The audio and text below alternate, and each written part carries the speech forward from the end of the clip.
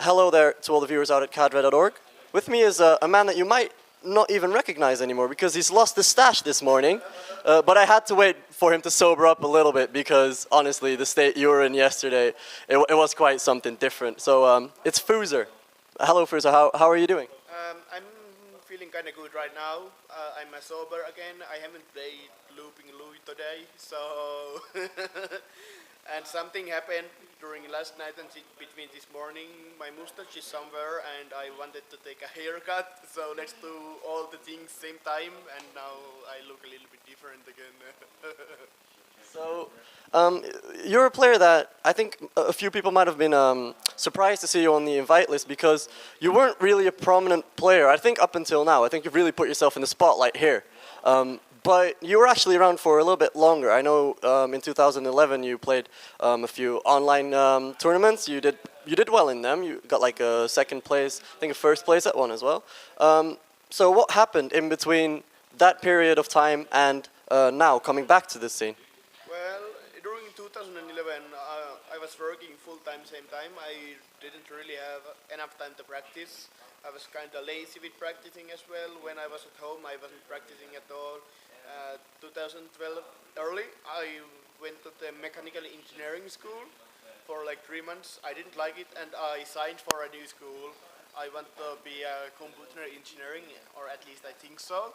And at autumn, the score came from the school, and they said I didn't have enough points to go to school.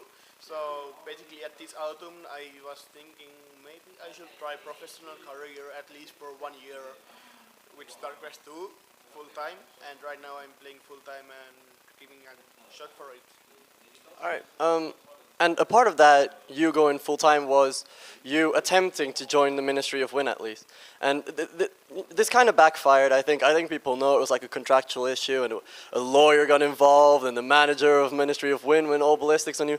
I think that story is done, but what I don't think is explained ever is why did you decide to go public with it? Because you could have just had your lawyer on it, had your lawyer tell the manager, you know, the contract's basically bullshit, and the manager would have probably either changed it or nothing would have gone through. So why post it on Team Liquid?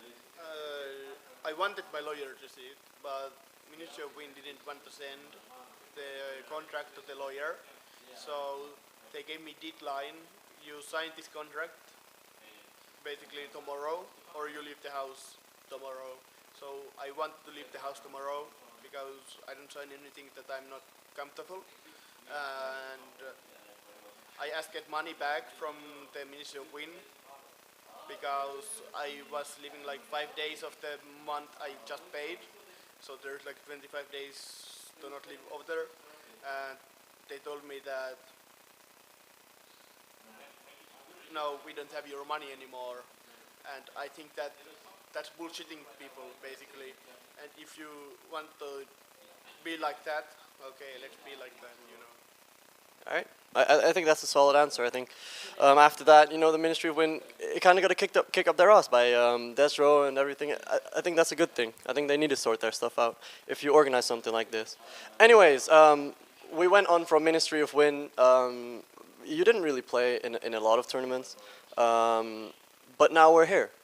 Is it a surprise that Tick invited you? Did you see it coming? Because I don't think a lot of viewers did. Well, I'm not so known player right now, but I'm playing full time. I'm really high on Grandmaster. I've been in top 10 kind of a long time with my barcode, of course, and I'm giving a shot for this. And lately, I've done good results, beating like players like Monchi, Targa, TSW, and stuff like that.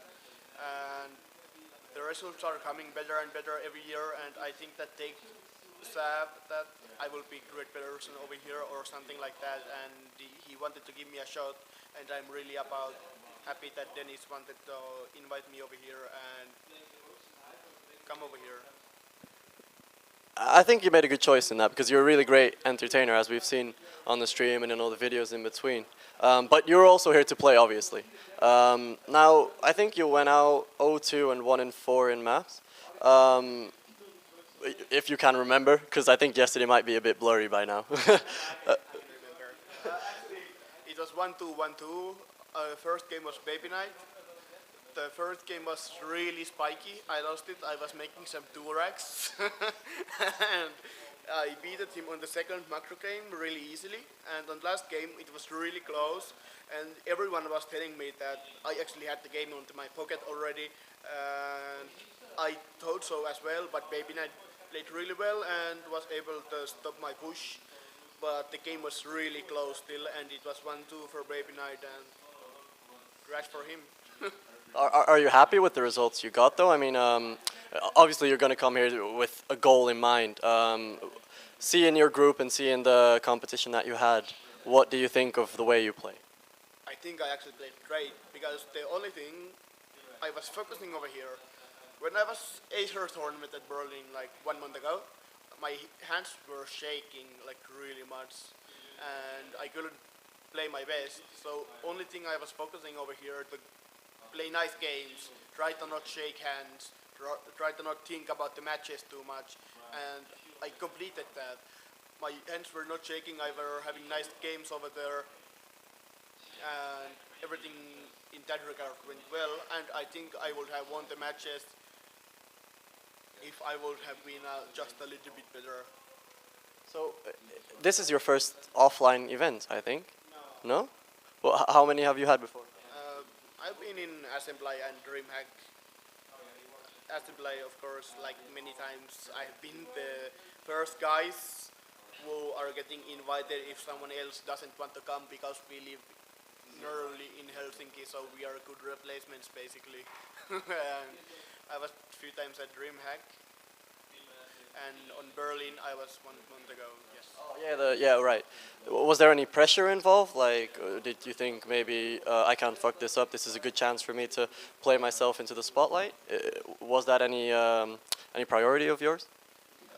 Of course, I want to give good shots every time I play, but this was basically the first tournament or second tournament when I'm playing full time, completely full time, and trying to do my best.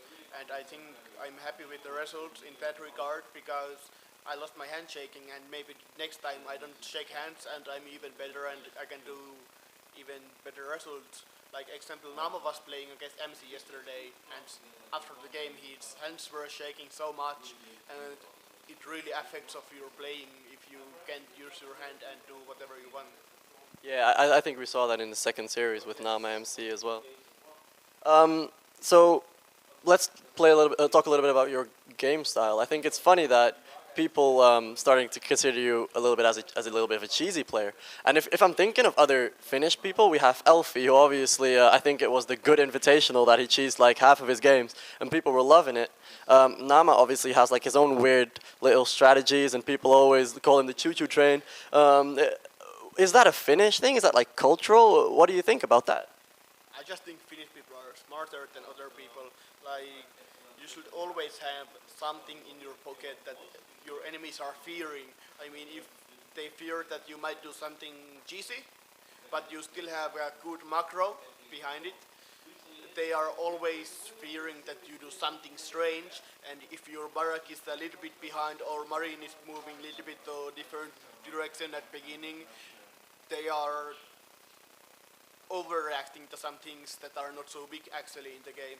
And I think that cheesing is really nice for viewers as well who watch the games, not like 40-minute camps and stuff like that. So it's really important to cheese. And if we look like GSL champions, every one of those GSL champions cheese once in a while or second time in a while. It doesn't matter what you do. It's about victory, not about honor. I guess that's a nice assessment. Right, so the final question, how have you been enjoying yourself at HomeStory Cup?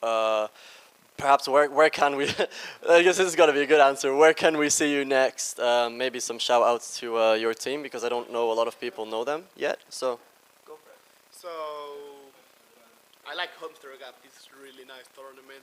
There is a really nice chef who are making awesome food, and some of the alcohol is free over here, and Looping Lou is nice game, and it's nice to have a chill feeling with everyone over here, like talking to every player and drink some beers and stuff like that. meet new people over here. And I'm not actually sure which tournament I will be going next. I think that the next 2 months will be kind of quiet. There will be an assembly winter, I believe, in Finland. That's obviously one I will go in February. And other than that, I don't know what I will do because there are not so many tournaments, as I said. And I play for Awesome Gaming. It's a new Swedish team, and they have their sponsor, Cooler Master. And I would like to thank my team and Cooler Master for making this trip possible to HomeStory Cup. Thanks for the interview, and I'm sure we're going to see a lot more of you, be it in the casting seat or being as a player. I think you're a great personality to have in the scene. So thanks for the interview, and good luck in your future endeavors.